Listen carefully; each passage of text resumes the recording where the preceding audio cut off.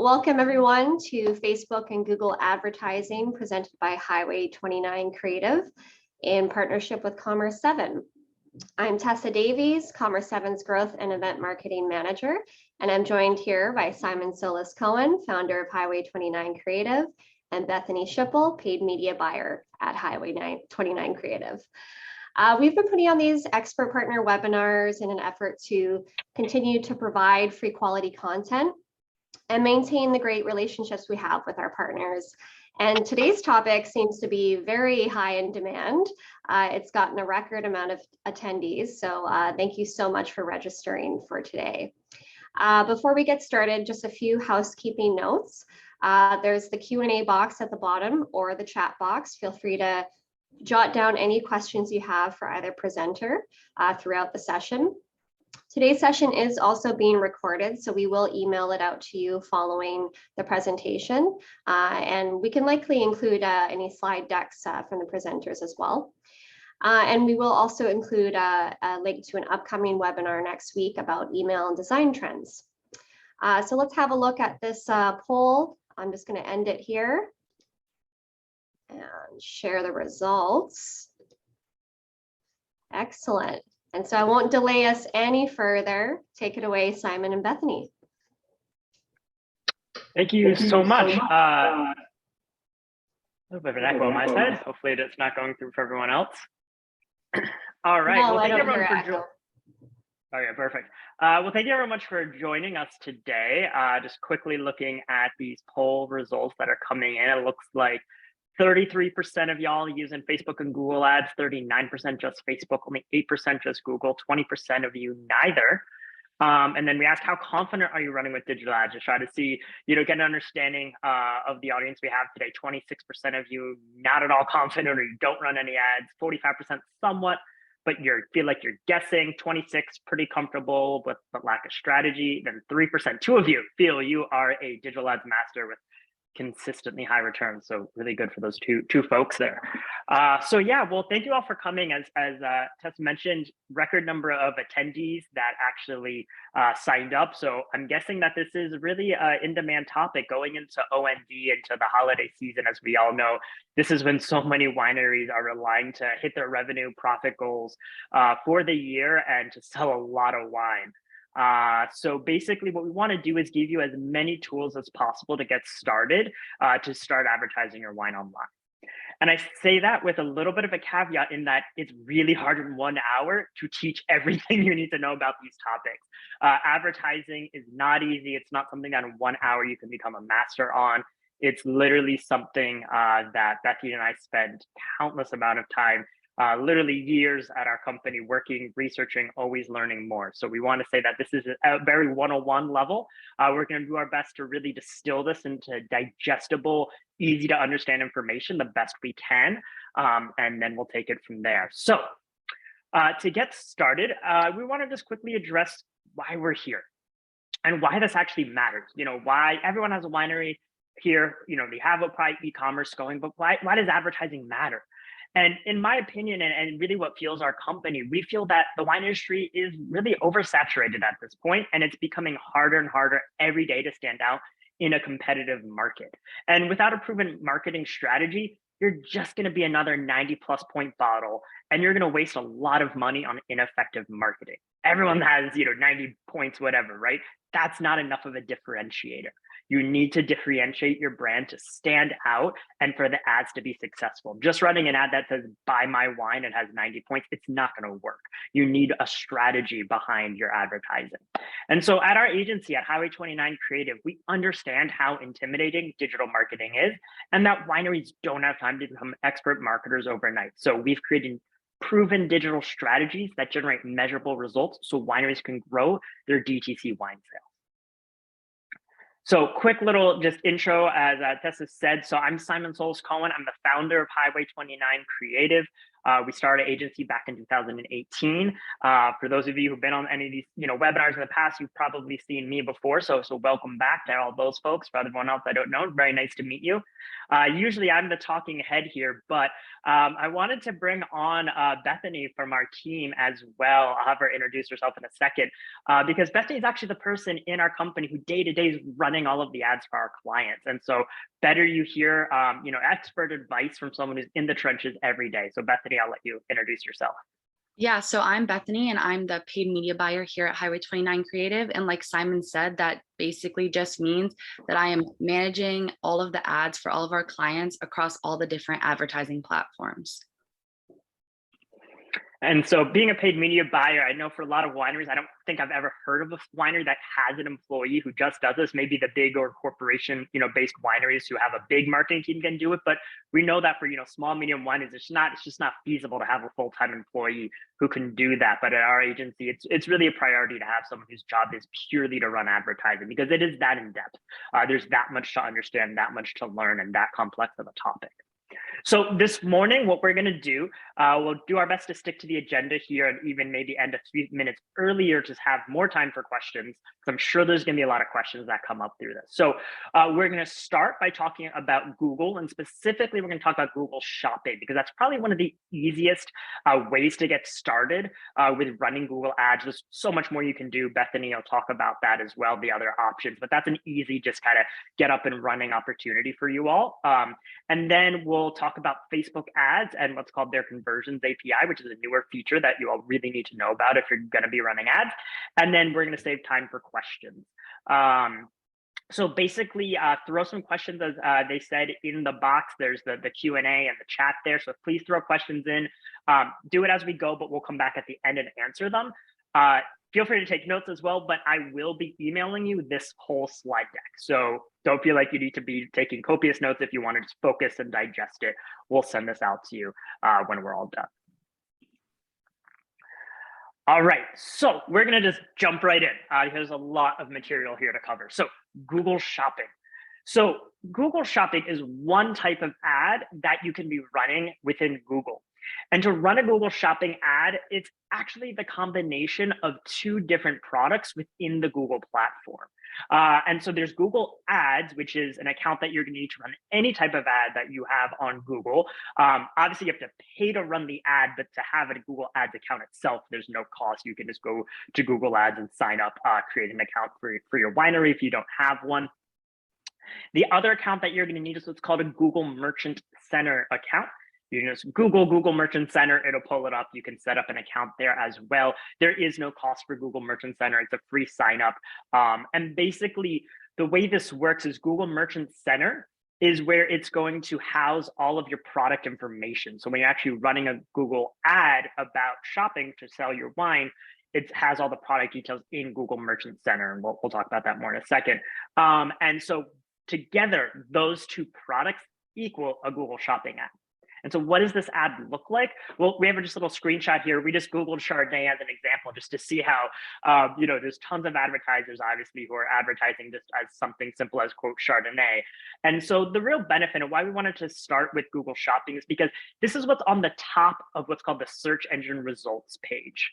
And so with the search engine results page, whenever you put something in, there's a lot of different things you see with Google, right? So at the top, though, is the shopping ads. So if you've ever, looking for a pair of shoes or any other consumable product or just anything you buy e-commerce, you always see these ads usually at the top. And so that's going to be above any text ads, which is another type of ad that I'm sure you all see a million times when you're on Google, would actually have copy. It's just words that you can have. And then below that is any organic results, right? That's where SEO comes in. So as I said, the benefit of these Google Shopping, it's the top of the page. It's the first thing anyone's going to see. So that's why we think it could be a really easy, good place for everybody to start.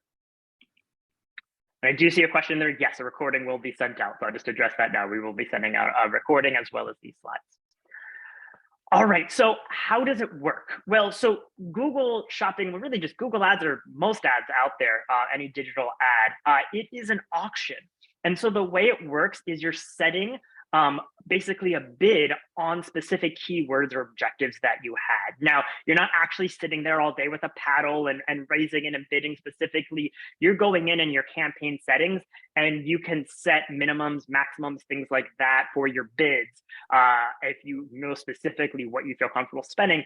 Otherwise, you can just let Google do its thing and do the automatic bidding for you. And the bids, it depends. It's hard for me to give you an exact dollar per bid because literally it changes every moment, every day, and especially seasonally. Without a doubt, during OND holiday season, your price is going to go up because everybody's bidding. In, say, January, when most people pull back on advertising, it could be so much cheaper. So, sometimes you're lucky. You could get it for, $1. Sometimes you could be spending $3 or $4, depending on the keyword. So that gives you an idea of what you're bidding for to pay for your cost per click. And so the thing about Google Shopping is, though, it is very, very competitive. And it's very competitive specifically if you have a wine that you also sell via 3-tier wholesale in addition to selling DTC. Because the thing is that people like Total Wine, Wine.com, Vivino, Target, just to name a few, they're all over Google Shopping, my friends. They are all out there. If they carry your wine, I guarantee you they're most likely running a Google Shopping ad with your wine to take your customers away from the DTC channel. So you just need to be aware of that. But do not feel discouraged. I know especially maybe the smaller to medium-sized brands, you're probably thinking, oh my God, I don't have a budget to compete with Total Wine, Wine.com. It doesn't matter. You can actually still beat them. We've done this with small winery clients where they obviously don't have a multi-million-dollar advertising budget, but because you own the product and it's your product and you have more relevancy around that product, you can beat them. And Google can actually give you reports to show that you're going to get better results and outbid your competitors. So don't feel bad about it. You can actually do this. So what actually goes into the ad itself? Well, the ad is made up of a bunch of different components. So you have the image, pretty self-explanatory here. You see it. Google changes their mind a lot, I'm going to be honest. So for a while, it was anything goes, upload any type of photo you wanted. And then they were, saying, no, it can only be a white background photo. And for a while, they would literally reject your product if you didn't have just your typical bottle shot. But now they're going back a little bit to lifestyle. I've even talked to someone who worked at Target who did advertising for Target, and they said that they had been experimenting for Target's own ads, not just wine, but in general, with lifestyle photography, not just generic white background. So it looks like we're seeing Google allows again lifestyle photography, but overwhelmingly, the majority is just this bottle shot. So something to keep in mind, but do not put text on top of it. Google will reject the photo if you put something on top of it. So just the product itself. You'll notice though, the top left, it says low price. So that's not text actually in the image. That's what's called a badge. So you can actually, through Google, set up different badges. You could have like a free shipping badge, local delivery, low price, bunch of different examples. You'll see it. So there's different options there to call a little attention to it. Then you have the title of the wine. So, this is just, we just Googled Chardonnay. This is like one of the first things we saw.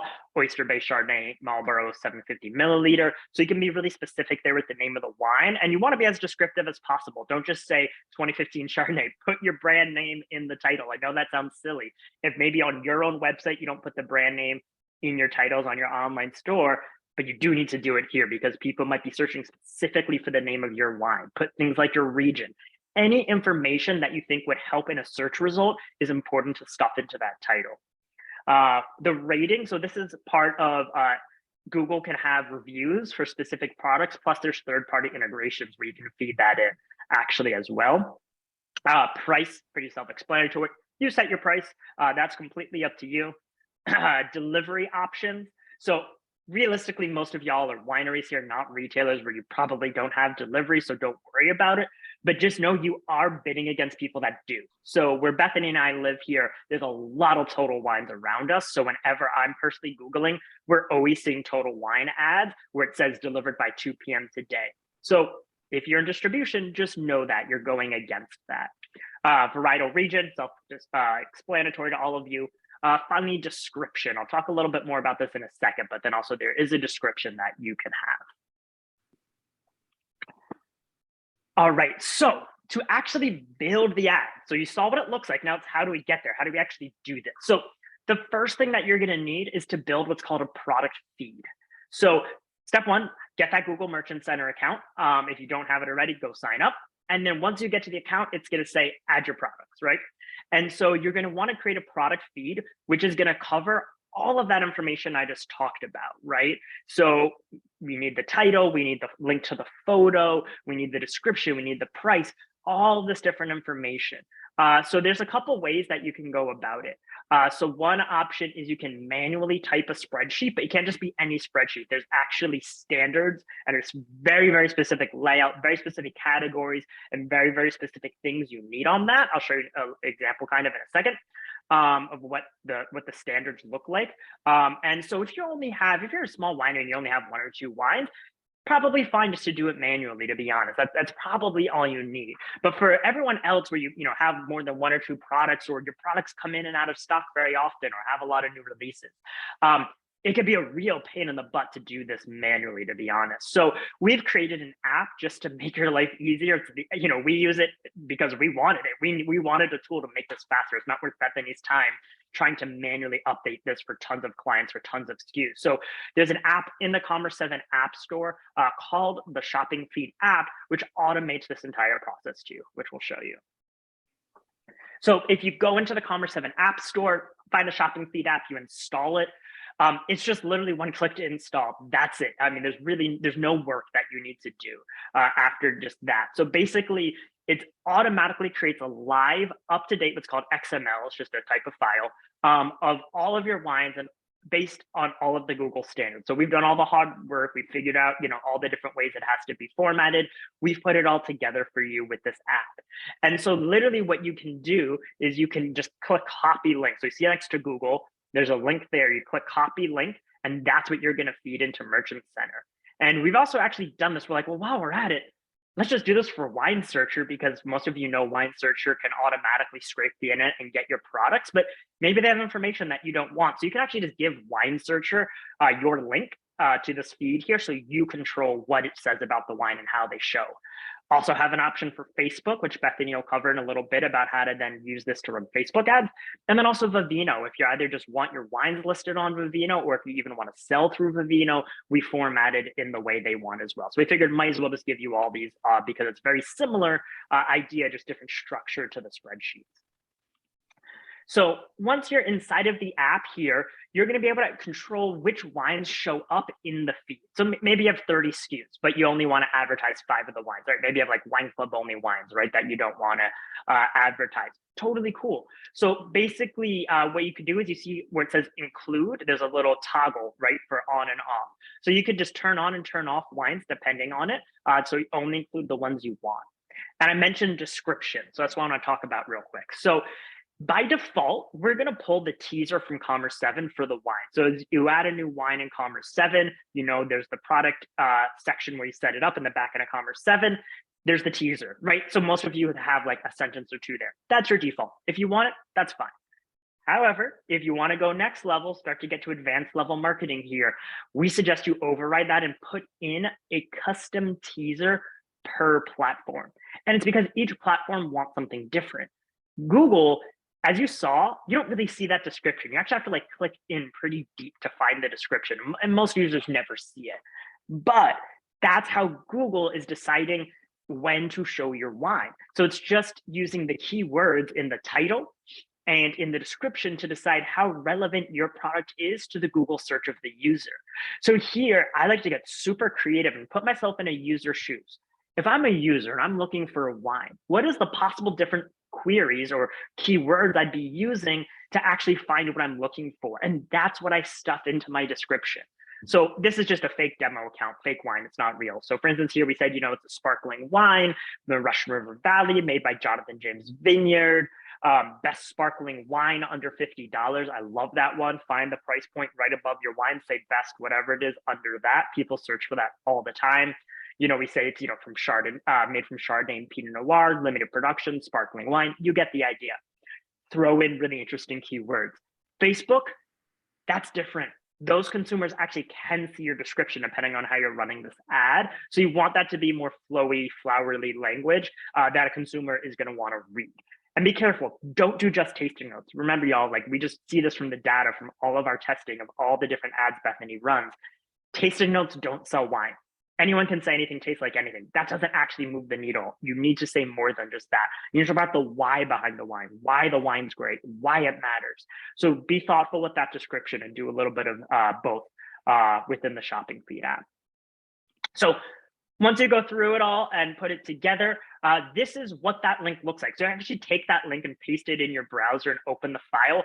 This is what it looks like. So it probably looks like gibberish to most of you because you're not technical and you don't understand code structures and things like that. And that's totally fine. You don't ever have to look at this or know. We just want to show you what it looks like so you know what you're getting. And the whole point is that if you do not format this information in this way, it won't work. You have to follow these formattings, right? For instance, we're saying the categories, food and beverage, tobacco, and then it's a subcategory of alcohol beverage, then it's a subcategory of wine. So these are all the different things that you need to have structured for it to go through. And so once you have that feed, so once you either use our app or if you just want to do it manually and confident you can get it done right, great, you're going to upload it to Google Merchant Center. And now I want to give some pro tips here. So for whatever reason, don't ask us why, we have no idea why, but Google sometimes indiscriminately will reject all or some of the wines. We've had this happen a lot where we'll upload a product feed, say 10 SKUs, it'll accept 5 of them, reject the other 5. We don't know why. It makes no sense. There's no good reason. So you actually see when you upload all the products, it, list them all out. There's a little button and you can click resubmit. 9 times out of 10, if you just resubmit the wine, it goes through and gets approved the second time. It's AI being too smart for its own good. We don't know why, but don't freak out if it gets rejected that first time. Just resubmit it; it'll usually go through. If it gets rejected again, it's maybe because you don't have all of the information, maybe in your manual spreadsheet or formatted correctly. At that point, you can reach out to Google and they can definitely give you some help and to help you troubleshoot that. So that's a lot, we know, but that's just this first step in this process, but it's just getting your products together so then you can actually go and run the ads. And so now I'm going to turn it over to Bethany because she, as I said, she's the expert here who actually day in and day out is running and building ads for our clients. So she's going to walk you through the steps now that you've got your products to actually how to build and launch ads within Google for this. Yeah, so like Simon said, once you have all of that data in your Google Merchant Center, creating your Google Shopping ad is a very simple 6-step process that we're going to go through now. So the first step is once you're in Google Ads Manager is just choosing your campaign objective. So you can see on the right here, all these different objectives that Google has. So the goal of this is basically just the goal of your campaign. So specifically for today, we're talking about shopping ads. So we will say that the goal is sales because that is the goal with these shopping ads. This is how Facebook will know what to optimize your ads for. So that basically just means that, or Google knows what to optimize your ads for. And so it'll pick up the customers that are shopping and buying, and it'll drive sales. If you're looking for sales versus leads, it'll drive leads. Step 2 is choosing your conversion event. So Simon will go a lot more into details about conversion events later, but this just basically is how the customer is completing that goal. So for sales, the goal that we need the customer to complete to it be considered successful is purchases. So for this specific instance, the conversion event that we are choosing is going to be purchases. Step 3 is just choosing shopping as your campaign type. As you can see here, there's a lot of different campaign types, which we'll talk a little bit about later, but for today, just doing shopping. Step 4 is just choosing your Merchant Center account ID tag. So once that account is created in a Merchant Center, it'll connect to your Google Ads account. And you can just choose it here and it'll just be the number of your account followed by your winery name. So it's super simple. It'll automatically pull all of that data for the Google Shopping ad. Step 5 is where you're going to choose your different type of bidding strategy. So Simon talked a little bit about bidding earlier, and that's kind of how Google's algorithm picks and chooses where to spend your budget. So there are 3 different types that you can choose for a shopping ad. The first is target return on ad spend. That is what that ROAS is. So basically this is just for every dollar you're spending, how much do you anticipate getting back in revenue? So say you want a 2 return on ad spend, this is where you could put in that target return on ad spend. Next is maximize click. So you might use this bid strategy if you're really just trying to drive a lot of traffic to your website from those shopping ads. This might be the type of bidding strategy that you want to use. And then the last is manual cost per click. So this is just how much you are willing to spend per click. So basically how much you're spending for someone to then land on your website is what that would be. And then step 6 is deciding on a daily budget and targeting different locations. So the daily budget is going to be different for everyone. It's just what are you willing to spend on these ads per day. And then for targeting locations, for us specifically, we're focused in the United States for all of our clients for direct to consumer sales. And then targeting, you can go as far down as targeting different states, different regions, different cities. So it's really important to know what states you want to target and then excluding some of those states that you don't want to target, specifically states that you do not allow to ship to. A lot of our clients have a handful of states that they don't ship to. So it's really important that we exclude those states because you don't want to be wasting your budget advertising in states that you can't even ship to. So then there's also a couple different options with that targeting is you can do present in or interested in. Now, a lot of times for shopping specifically, we're going to do present in because you want those people that are living there to be able to ship there. And then that goes as well as excluding, you can exclude present or interested in. And then step 7 is just hitting publish and starting that campaign. So on the right here, what Simon has gone over before is just the overview. It pulls all that data, and then this is your end result for your ad. So you don't have to input any of that data when you're actually building the ad. You're just building how Google is optimizing it. These are just some of our best practices that we like to use for all of our clients. So the first is to just exclude all of those ships that are all of those states that you do not ship to.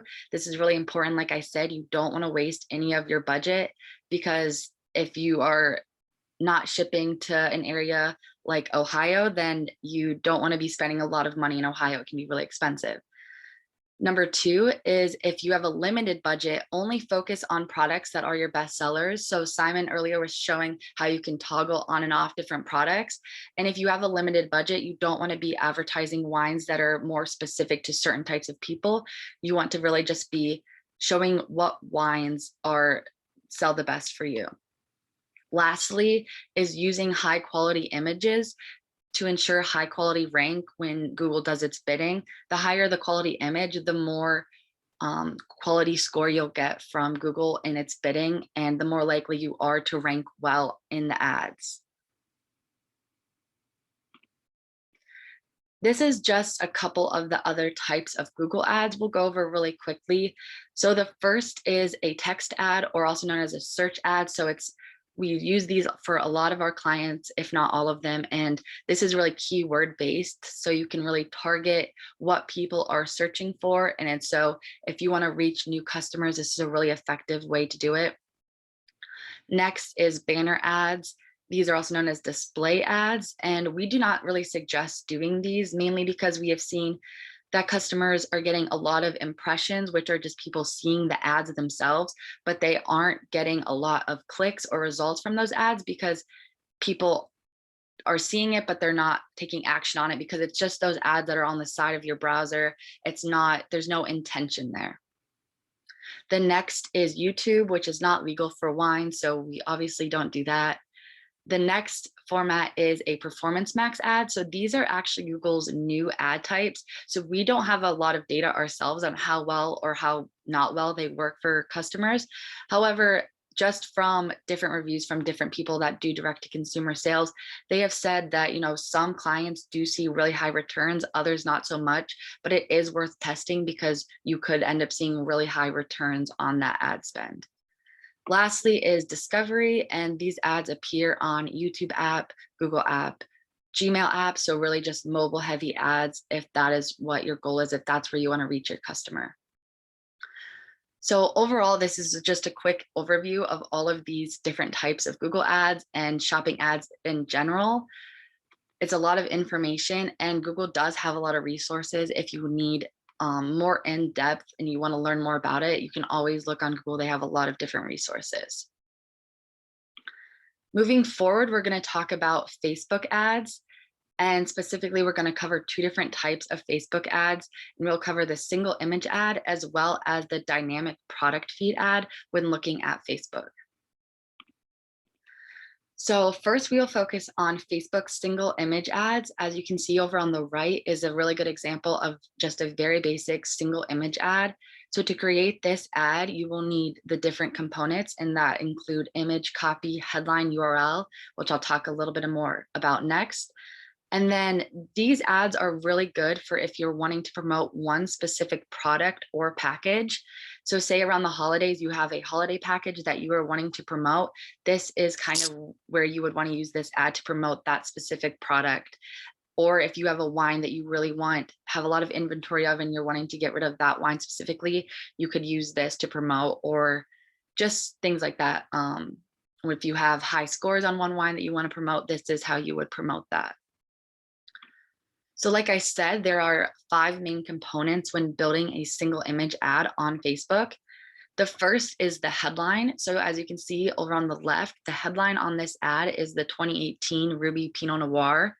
So this headline has to be short and sweet, about 5 to 6 words, or else Google or Facebook will cut it off. And you kind of want this to be a highlight of what it is that you're selling, whether that's the name of the wine, the amount of points, if you're having a discount or a sale. This is kind of where you can highlight that to kind of grab people's attention. The next main component is the primary text. So on this ad, the primary text is underneath the logo and the winery name. So this can be long, short. The key for the single image ads is really to use primary text that is specific to that wine. So you could use reviews, you could use notes from the winemaker about, just creating it. You could use reviews from customers, points, anything like that works really well here. And aligning that with your brand as well. Customers really like to see that.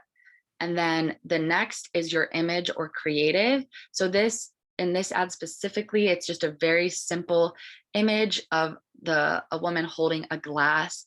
You can go as in depth on creative as you would like. We have tested videos, animations, graphics, images, and we like to test all of those different options for all of our clients to really find what works best for their customer, and especially in different parts of your funnel when you're selling wine. So we really like to test, image versus video, because Facebook really likes to put an emphasis on videos now that they're competing with TikTok and everything like that. So they always say to test video. So we have run multiple different ads where we are testing just plain photos versus videos. And we have actually found that sometimes the photo, a very simple photo that doesn't look too branded, actually performs really well because it just kind of blends in with a feed and people don't feel like it's an ad jumping out at their face. So it's really important here just to test different types of creative in order to find what your audience responds to the best. The next is a call to action. On this ad on the left, we have a learn more call to action button at the bottom. So we have found that using a not so in your face call to action, you will actually see some more clicks. If you have a shop now call to action, sometimes people feel like that is too intimidating and they're not going to click on it because they don't want that level of commitment. So you can also test that though, but we have just found that learn more works really well throughout the funnel. And then lastly is just putting that URL. So that is just where you want people to go onto your website from that ad, which we'll talk a little bit more about. So then when you actually get into building the ad, step 1 is just like Google, choosing your campaign objective that aligns with your business goals. In this instance, we're going to focus specifically on sales because we're focusing on shopping and purchasing, but there are all these different types. If depending on your business's goals. Step 2, which Simon will talk a lot more about, is choosing your pixel and conversion event.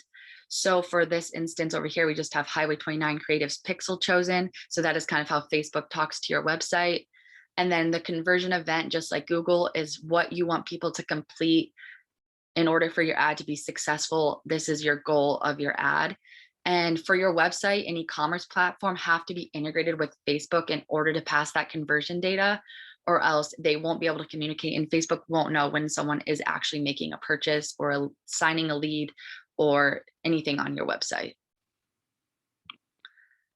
So step 3 is creating your audience based on your targeting goals. You can go as in depth or not as in depth as you want on Facebook as far as your audience goes. First, you can do custom audiences, which those are just built on data that is from your social media or your website. You can build those in Facebook if that's who you're wanting to target. You can do location. Here, we also like to exclude the states that we are not shipping to, just like on Google, because you don't want to waste your budget there. Age is really important on Facebook. You have to make sure you're always increasing the age to at least 21 years old, or else Facebook will reject your ad and will not run it, because it is illegal to run ads to anyone under 21. And then you can choose gender if you know that your audience sways more one way than the other. And then lastly, you can focus on detailed targeting, which is interest-based or behavior-based targeting. So here you can choose just a wine interest-based, or Napa Valley if that's where you are and that's where you want to target, red wine, wine tasting. There's a bunch of different options here that you can target. And what we have found that works really well for our clients is actually to remain really broad in your audience targeting, because with the bigger audience target, Facebook is able to optimize its ads better and find more customers for you than if you give it a smaller audience. It is not able to find as many people. So that is just something that we have found through all of our testing. The bigger the audience, the broader it is, the better that Facebook is able to use its own algorithm to find you customers. The next step is just building the actual ad. So for a single image ad, you will be choosing a manual upload of your creatives, as well as, and then for this instance, we're going to choose a single image or video format for the creative. So then you will take all of those components that we talked about earlier and actually put them into your ad. So for media, that is where you upload your image or your video or your picture or your graphic. Anything like that is where you upload that into media. Next is your primary text. You can just copy and paste it if you have it written down somewhere. Next is your headline. And like I said, this is something that needs to be really short, 5 to 6 sentences, because you don't want it to get cut off. And then finally, you can add in your call to action. There is a drop-down list of things to choose from. You can't just type in a random one. It has to be from the list. But this specifically is where we do learn more. The next step is just adding in your landing page for your product that you are promoting, and then publish your ad. So just looking a little bit at landing pages, this is a really important thing. You want it to be an extension of the ad. If you are running an ad for a specific product or package, you don't want to then have people go to your homepage, because that doesn't correlate, and people aren't going to want to go looking around your website to find where they need to be. And especially a lot of these people that are coming from Facebook might not have ever been on your website before or heard of your brand. So you really want to make sure that their user experience flow is very neat and organized, or else they're not going to convert. So making sure your landing page, if you're doing a specific product, focuses on that one product and then has the option for them to convert on there, as well as just things like reviews. This is where you could add in your tasting notes, notes from the winemaker, things like that, that really just help to sell your product. This is really just an extension of your ad. So you want to make sure everything is cohesive. Next, we're going to talk about the dynamic product ads. So these are multi-slide ads that will dynamically choose products from Facebook's algorithm that it thinks that the customers will find most relevant to buy.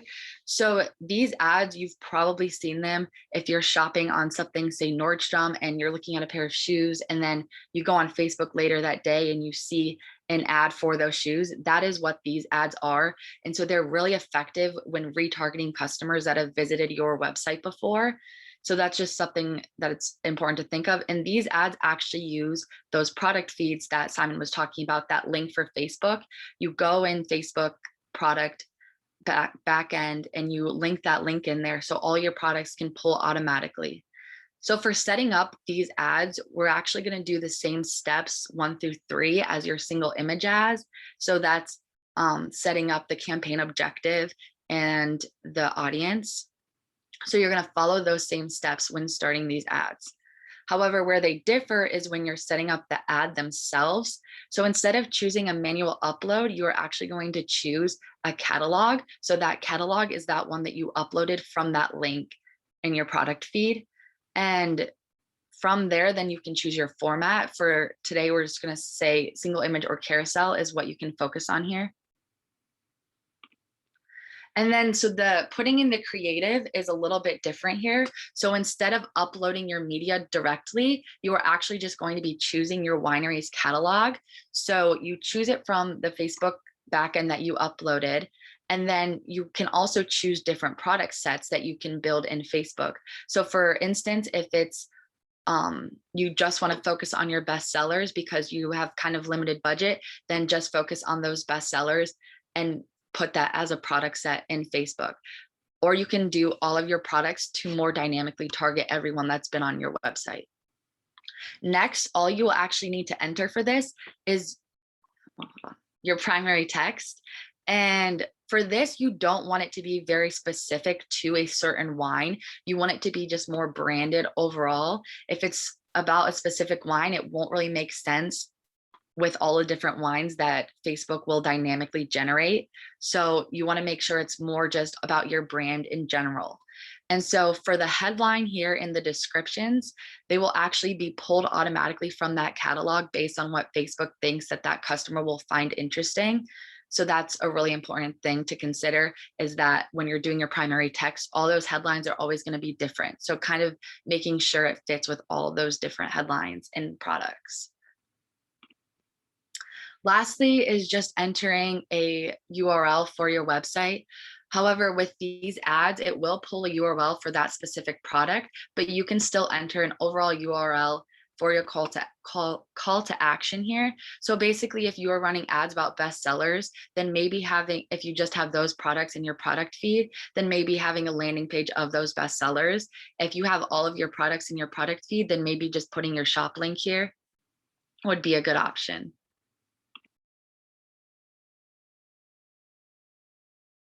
You're muted, sorry. There we go. All right, perfect. Well, thank you, Bethany, for that. So, as we said, this is a very condensed, try to fit this into a 1-hour webinar of how to do it.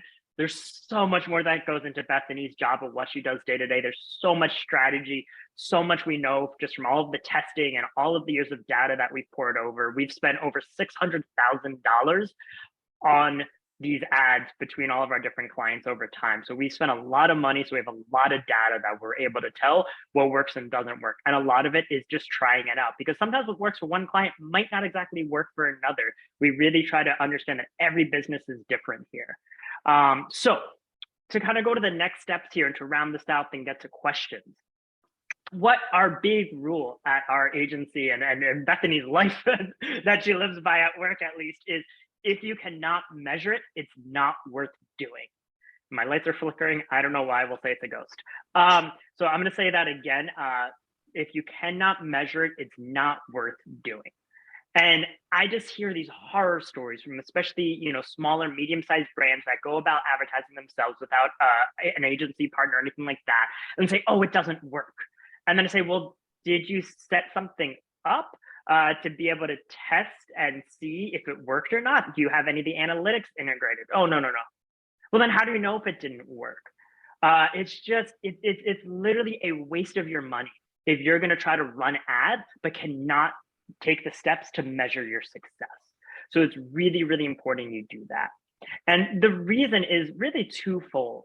is one, Facebook's algorithm depends on data to optimize your ad performance. And Google's the same way too, but we're going to specifically talk about Facebook conversion tracking because that's a really hot topic right now. And so basically, I saw there's a question in the chat about, why do these platforms ask for a goal? The reason is because I want you all to understand, folks, that these are for-profit public companies, Facebook and Google, right?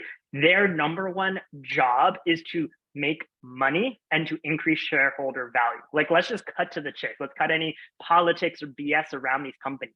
Their job is to make money off of all of us, right? And the way they can do that is by helping us.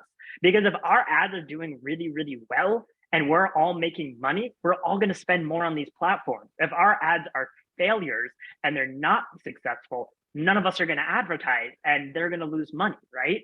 And so it's in Facebook's and Google's best interest to help us all be successful, to make more money, so we give them more money. And so the way their algorithm, if you ever hear that word algorithm, like, well, what does that mean? Basically what it means is that you feed it data to say when the ad's successful, right? So if I'm running an ad that has a purchase conversion objective, Facebook needs a minimum of 50 purchases recorded before it can actually use its AI to further optimize the ad. And so what I mean by that is running an ad for wine, right? All of a sudden I only have 2 people purchase. Oh, that sucks. But then maybe I get to 50 eventually. Now that it has 50, it's going to start looking at the profiles of all 50 people. Where do they live? What are their genders? What are their ages? What are, their income? What are the other things they click on? What is all the clickbait they like or don't like on Facebook? Y'all, it's tracking you nonstop. Like, let's not pretend it's not. It knows way more about you than you ever wish it did.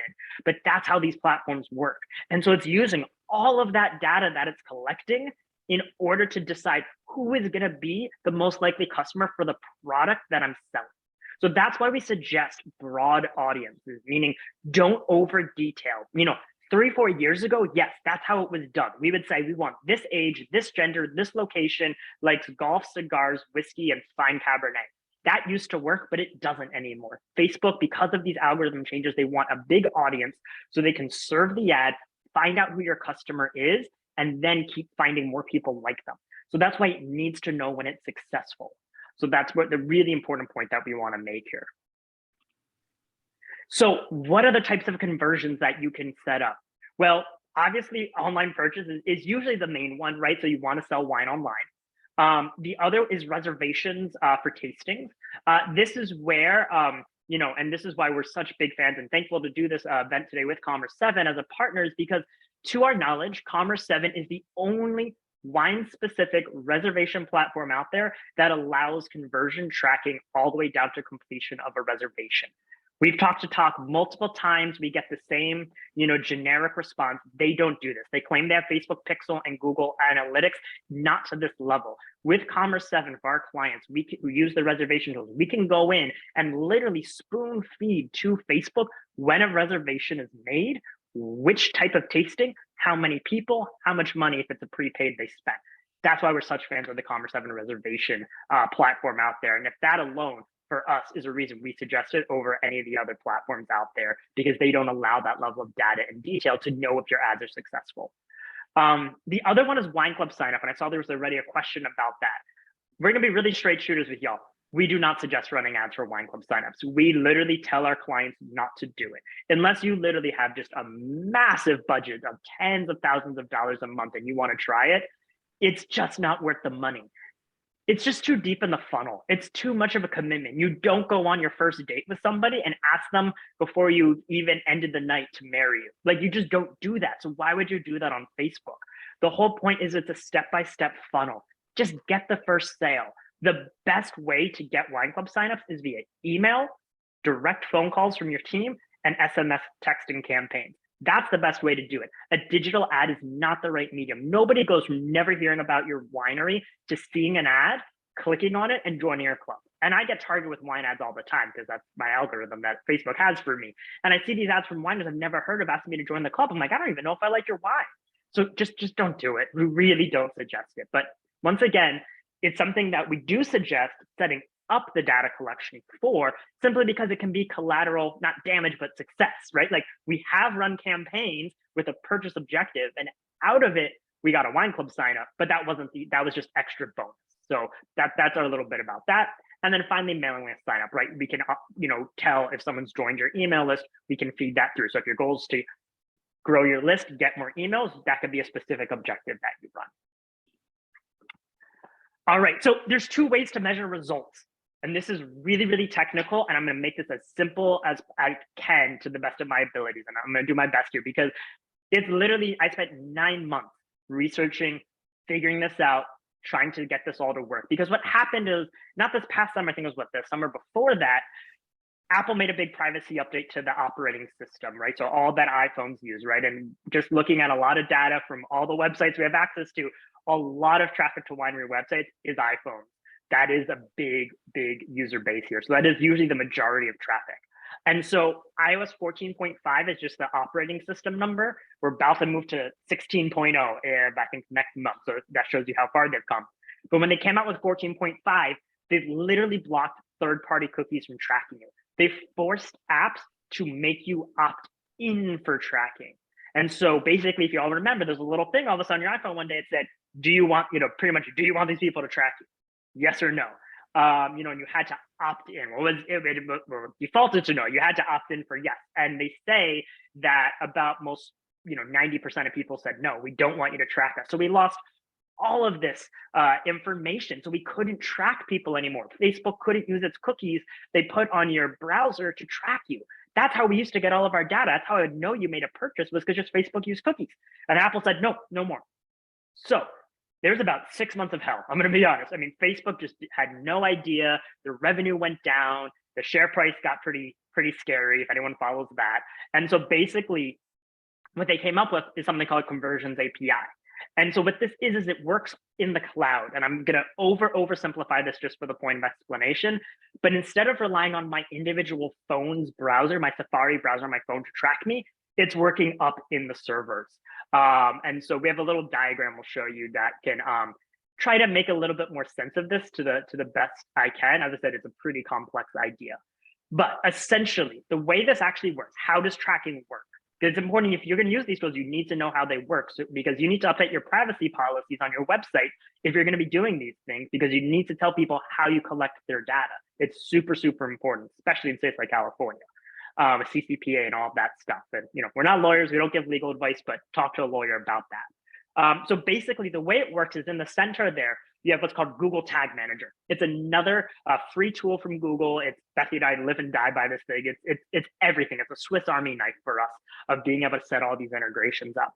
From there, that gets connected to your Google Analytics account, your Google Ads account, and your Facebook Pixel, that website tracking code. Because it's not dead. It still works on some people, just not the majority of people anymore. From there, that Google Tag Manager talks to your website. So we install that code, a special code on your website to embed it. From there, your website will talk to your e-commerce platform, right? Like in this case, Commerce7, it'll talk to Commerce7. But then this is the new part. We now have what's called a server container for Google Tag Manager. So this is something that's not actually embedded via code on your website. It's existing in a kind of a different connection, which we're not going to get into. It's a different type of connection. And so basically the website is talking to the server itself in this Google Tag Manager container. And that's how it's passing this data from what happens on your website. And then it takes it in the server container of Google Tag Manager and passes it to Facebook's conversion API. Basically, it's input. So instead of just simply relying on the pixel, we have to set up this really, really complicated web of tools in order to collect what's happening on your website and also on your e-commerce platform. So what we love about Commerce7 is what's called a webhook, where it literally can just take actions and go straight to Google Tag Manager with it. So if someone makes a purchase in store without, like in your tasting room, without doing on your website, that's good data. We want to tell Facebook because it's going to give us information about that person to help its targeting. So we can get online and offline conversion data out of Commerce7 and your website and get it over to Facebook. So oversimplified, but that's how it works. And so what this looks like, just to geek out for the last 10 seconds of this here, is what something's called the data layer. So every website has this, and it's where people post information. And this is, once again, why we love Commerce7, is because they don't require you to email them or fill out a form to turn this on. They don't control it. It is just there. This is your data. You have the right to this data. Not all platforms operate this way, unfortunately. And so it's really important that if this data is out there, that you have access for it, because this is the kind of things we need to tell Facebook or Google that something occurred. So this is an example in what's called Debug View, but just basically viewing the raw data. So this is what I see on a website happen. So after a purchase happens, it will literally spit all this information out. So it's spitting out this here that, it's a fake website with fake data, but basically the 2017 Busy Bee Cuvée was purchased, 1 bottle, the ID of the order, the price, how many, if there's a promotion, if there's a coupon, and then all this information gets passed over. If it's a customer and they're signed in, we can even get the customer information and send it over. So that's what it looks like. So that's the data that's being passed over to Facebook to optimize your events. And so basically, that was confusing, I'm sure, for the majority of you, and that's okay. Once again, it's just important you get why and how, not that you actually have to be able to do the what. So to make the what easier for you, we've just created an app for that. There's always an app for that, my friends. So basically, we've created the Facebook Conversions API app. All you need to do is click install. It's $39 a month. We wanted to make this as low cost as possible for people to not eat into your advertising costs. The only reason we even have to charge is because we have to buy a server. We have to buy a cloud server and then partition it for each of our clients. So like there's a cost. We had to go buy this and create a section for every client. So that's why we had to charge you. If it's could have done a one-time build and there was no ongoing cost for us, we wouldn't even charge you, because it's just, without this, literally it's not worth running ads. And so full white glove setup. Bethany is a pro at this. She sets it up for everybody. All you need to do is install the app, send us an email, and then Bethany will take care of all of the setup, get access to your Facebook accounts, Google accounts, things like that, and we'll integrate everything. So that way Facebook, Commerce7, your website automatically can, connect and get all that information. If you want help with integrating Google Ads, Google Analytics, there's an extra cost for that. That's outside of this app specifically, but that's something we do all the time for folks. So just let us know and we can set up all of the Google Analytics, Google Tag Manager, everything like that, Facebook for you. So that app is a must-have. And as I said, going back to the beginning, if you cannot measure it, it's not worth doing. So please make sure that if you're going to go and jump into advertising, that you actually measure the data. Facebook needs it, Google needs it, and you need it so you can tell if it was successful. So thank you all. We're gonna just do some questions real quick. I see a lot of questions coming in. We know we've covered a lot. We're gonna be sending out the slides, the webinar recording, all this information, but there's a lot of really, really good questions here. So if y'all have just a few more minutes, we're just gonna answer these for you. We're gonna ask a quick poll though, just to understand some quick feedback on this content, because we know it's really a lot to take in. So we have a quick poll here, and we're just honestly wondering, because this set a record for Commerce7 signups. There's over 300 people who signed up for this webinar, which blew us away. So we're just honestly wondering, do you all want more? This was a one-on-one. Do you want more in-depth content? We honestly do not know. That's why we're asking you all. So Bethany and I've shot the idea around doing like a multi-day, couple hours every day, paid course where we're going to give you all the in-depth behind the scenes secrets of how to really run effective ads. So fill out the quick poll real quick while we get the questions going here. We'd love to hear your feedback and understand if you think it would be helpful, or if you think you got enough, or you're totally scared away from ads. All right, so while you fill that out, I'm going to jump into some questions here. So we're micro production winery. What is a suggested budget? So knew this question was going to come up, so glad it did. Y'all, this is really hard to answer. It's really specific, business by business.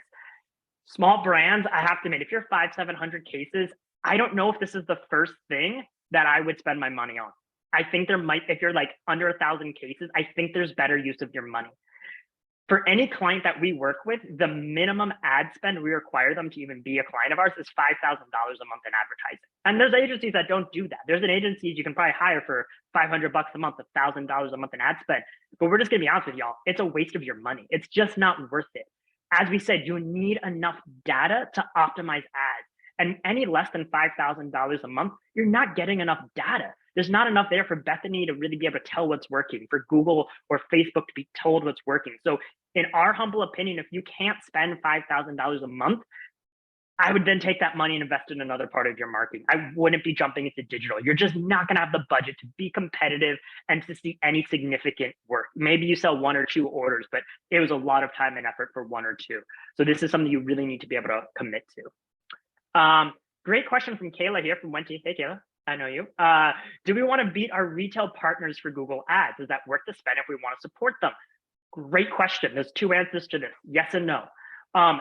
If, for instance, Wenty Vineyards here, yeah, I know you guys do a lot of wholesale. Yeah, you might not want to upset them and bid against them. And I get that. That's a strategic business decision that your company has to make. But I'll tell you where it's worth doing. Winery exclusive wines. That's where you should be doing it if I was you, Kayla. I'd be going in, focus only on wines that you sell only DTC. Don't sell in the wholesale market, and just do those wines. That way you don't upset your retail partners, but you can still capture the DTC sale. So that's how we would go about doing it. Does Merchant Center work with Wine Direct or only C7? So Google Merchant Center, anybody can use. Wine Direct doesn't have an app store like Commerce7 has, where they let third-party developers build extensions. So we don't have an app in Wine Direct because it's not possible through an app store to do that. So you would have to manually create the product feed using a Google spreadsheet. There's information on Google's website about that. So sorry, I didn't have better news there. Can you spend a minute on Google traffic ads and what Google likes for those 3 sentences? So Google traffic ad or search ad basically is going to be an ad where you're just trying to use text to convince people to come. That's where keywords are super, super, super important. You know, throw your brand name in there just so it's a branded ad, but then you need to think about like, what's the question people are asking, right? And then be able to put those keywords into the ad, right? So, you know, I'm making this up, but if it's, you know, people asking, what's the best tasting room in the Monterey Peninsula? Come visit the best tasting room in the Monterey Peninsula. Johnson Smith Winery has been voted best tasting room 2 years in a row. That's a great ad. That's something that is going to get people to click on it, throw reviews, throw accolades, use the keywords people search for in the actual ad copy. That's what Google likes. It makes it more relevant. Is there a use for ads to draw new memberships? I kind of touched on that. Really don't suggest it. Focus on selling wine. Don't focus on new memberships there. For FaceB, if you want the audience to be broad, should you not use detailed targeting, or should you use many selections under the detailed targeting? Don't. Honestly, like Bethany, what, half the time you're using what, just wine as your target, right? You're not really doing much more typically anymore. Yeah, well, that is under the detailed targeting, but yeah, just using like 1 or 2 very specific interest groups under that detailed targeting is really what you want to do there. Yeah, that's it. As I said, it used to be we'd be more specific, but lately we've tested this. Just that alone, we get way better results. We've done a lot of A/B testing with our clients' accounts. Did the iOS upgrade affect tracking for reservations? No, because if you use Commerce7, they have the data layer and we can do server to server tracking. So assuming you're using Commerce7's reservations, no. If you're using Talk and they just tell you to use the pixel, 100% it's going to mess you up and you're not going to get any data. You're never going to know if your ads work unless you're like literally asking people when they make a reservation, how do they hear about you? So sorry about that, but another reason to use Commerce7 reservations. Would ads work for subscription club sign up as opposed to traditional wine club? I mean, if that is literally your only business model, John, if your business model is only subscriptions and that's it, well then, yeah, I mean, think about it. Dollar Shave Club, you know, Blue Apron, these are subscription only businesses. So yeah, it does work. Those people have grown their businesses, but if you're not subscription only and there is an e-commerce a la carte option, I really would start there. I mean, once again, you don't have to listen to us, you can do it. We just don't see a return on investment that's worth your dollar. We usually don't. So that'd be our feedback there. Love all these questions. Keep them coming, guys. Views of Facebook versus Google ads for ad spend. What are the pros and cons? I'll throw this to you, Bethany, because we've been debating this, you know, for one of our clients this week. It's hard. It's a hard answer. What do you think, Bethany? I think it's hard if you're just starting out on ads. It's hard to just say one is better than the other. I would suggest, you know, maybe for 1 or 2 months, testing both different platforms and seeing where the data flows and what is performing the best, using similar strategies and similar budgets on both platforms to really get equal data and see where it is. Because I mean, there's not a good answer. I think for everyone, it's going to be a little bit different, depending on who you're trying to reach and what your business is. And we have it fluctuate week to week, right? Like Bethany and I, we meet every single Tuesday. We have a dashboard we've built, custom tool where we pull all of our clients' data in and get a high level of every one of our clients, their ad spend, their results, things like that. And some weeks one client might do really, really well on Facebook and have a great Facebook week. The next week they might suck on Facebook and have a good Google week. So we'd like to usually diversify. Maybe it's 50-50, 60-40, 70-30, but honestly, it's every brand's different. It's not like we have just one set rule for all of our clients. Nice detailed question here. How long does it take for an ad to optimize for purchase conversion on Google? I know that on Facebook it's 50. Google is 30 is what I've seen published. Still, you want as many conversions as possible. So to make this make sense for everyone else who doesn't understand this question, you need a minimum number of events, as I said, for these platforms to really optimize the ad and know who a potential target customer is. So it's not like you want to shut them off. I mean, and that's why I say, don't just run an ad for a week and turn it off. Your goal, and this we could maybe do in an advanced level class, is what's called an evergreen campaign. You want a campaign you can run for months because you want to build up tons of conversions because it's only going to get better and better over time. Our clients who run ads the longest, spend the most money, they see the best results. It's really just that simple. What success do you see for a small brand that spends $5K a month? So the way you measure success in ads is what's called ROAS, return on ad spend. So once again, every business model is different.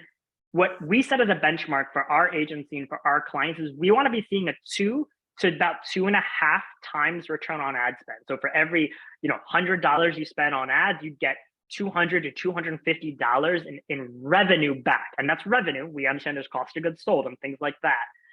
Have we run campaigns that do way better? Of course. But we were talking about the averages. So do not go in here thinking you're going to always get a 5 times, 10 times return on ads. It's just not possible. I've never seen it in the wine industry. And then that's where we just have that as a benchmark. And if we have an ad we're running and it's getting a 1 times return on ad spend, that's where we go to the client and we're like, hey, we don't think this is a good campaign. We need to retool it, try a different angle, different idea here. So we really want to see that 2.5. Is there a use for ads to draw new memberships? I think we covered that already. All right. Can the API be trained with 50 purchases from our website? So it needs to be purchases that are happening through the ad itself because it needs to actually have the Facebook profile. It needs to know who purchased it so it can make the optimization. So it needs to be 50 purchases or 50 conversions on that account itself. So it needs to happen through Facebook. And then why use your API app if not spending minimum on 5,000? Really simple, because you're not gonna, then it's not even, and then it's just, I wouldn't even do it, to be honest. The whole point of this API app is because you need to know if your ads work. 90% of people opted out of Facebook tracking them. So 90% of people, you're gonna have no data if your ads work, if they made a purchase or not. So you're gonna be literally flying blind. You're literally gonna be getting on an airplane in the clouds, no idea what's working, no idea what's not working. It's really that simple. So even if you decide you wanna give it a shot with less than 5,000, totally cool. But you should wanna have that data. That $39 a month fee should just hopefully just be a very, very small amount of your ad budget. We wanted to make this low cost for you all because you need to know if it works. Otherwise, how do you know if you did a good job? And Facebook can't optimize for you. So that's why we suggest it. Minimum send for Google search ad to be effective. Can you modify an ad once it's live? Totally, yes, you can modify an ad. We go back to 5,000 a month in general as an advertising platform. Bethany, what would you say, like, if you're to run just one specific Google campaign, what do you think is that minimum where you're like, okay, I'm gonna get enough data to mess around with? Yeah, just depending on, how long you want to wait for your data, I would really say, at least spending somewhere between $30 to $50 a day on your ads. So, that equals about, I'm not good at math, never mind, I don't know. But I can do the math. But yeah. Spending that per day is really what you want to bring it. At least $30, like minimum a day on one specific ad is kind of what you want to do. If you really want to see results quicker, though, you will have to up that. Yeah, and I just want to reiterate, because I see a lot of questions about budgets and people, talking about like, and I get it, like this is new for you all, and we're super empathetic, and it is the gut instinct to start small. And I know this sounds counterintuitive. It's the wrong strategy. You cannot start small on these platforms. Like, we don't make any more money based on how much you all spend on ads, right? Like, we have no interest in telling you to spend more money. We're literally telling you because we've made mistakes and we've learned from mistakes of accepting projects where it's like $1,000 campaign. It just doesn't work. So if you just do the math, right? So if you have $1,000 a month, right? And so divide that by 30, that's $33 a day. $33, say you're paying $2 a click. That's 16 clicks a day. Of the 16 clicks, maybe one of them converts. So just do the math, y'all. Like, you're gonna maybe have 1 to 2 orders a day from $1,000. Once again, it's just not worth it. There's not enough data for these platforms, and it's not worth your time and effort, or it's not worth agency fees if you hire an agency. So once again, we don't get anything out of telling you all to spend more. We just know from trial and error that you have to have a big enough spend to make it worthwhile. Otherwise, 16 clicks a day is not going to grow your business. It's not going to be the difference between profitability or not at the end of the month. We may have missed this. Should we be targeting through Facebook to Instagram and FB? Thanks. Just let it do its thing. So when you create an ad, you can automatically do Instagram and Facebook. Don't overcomplicate it. Just let it do its thing. Let it send Instagram and Facebook. It will find your users where they are. If it's Facebook or Instagram, don't overthink it. Just trust these platforms. Their goal is to make you money, so you spend more money with them. That's really what it's all about. So great. Well, we appreciate some of you have hung on through the end here through all these questions. We really, really appreciate it. I'm sure there's tons more questions. But yeah, we really hope you've enjoyed this all. As we said, these are very complex topics. There's a lot to learn here. So looking at the poll here, it looks like 71% of you said that you would be interested in a masterclass with a paid registration. So great, that's good to know. We weren't sure if there was an appetite for this. So Bethany and I will put our heads together and see what maybe we can spin up in time to help you guys get started for OND. And really, what it comes down to is, if you're going to advertise, my parting advice, if you are going to advertise for OND, start tomorrow. Literally, you cannot jump in the middle of October, November, and think you're going to be successful. Literally, you will not. I wouldn't even start then. If you're going to do it, you have to start now, because you have to start training Facebook. You have to start giving it data on conversions so it knows who to target when it matters most. And the issue is because OND is the most expensive time to advertise. Like, the bids are going to be outrageous. So a lot of small businesses who only have 1,000, 2,000, under 5,000, campaign to spend. It's just, if you don't start now, it's just, you're really not going to get very far with it. Like I said, we just want to be straight shooters and super honest. At that point, just wait till January and start fresh. But if hopefully we've inspired you and you're like, I want to crush these ads, get started now, play around with it, try different creatives, different ideas, see what works, and then you can crush it in OND and have a really, really successful end to a big year for you all. So thank you all. If you have any questions, please let us know. Highway 29 Creative, you can find us, just Google us, or just hwy29creative.com. We'll send follow-up emails with the slide deck, with the recording, and any information you all need. So thank you all for attending. We really appreciate it. Yes, thank you so much. And on behalf of Commerce7, big thanks goes out to Simon and Bethany for taking the time today and for going overtime to answer all of those amazing questions. I think this was super valuable for everyone. So thank you so much. As Simon said, a follow-up email will be sent. We'll also include a link to next week's webinar on email design trends. And I hope everyone has a fantastic day. Thank you so much. Talk to you soon. Bye.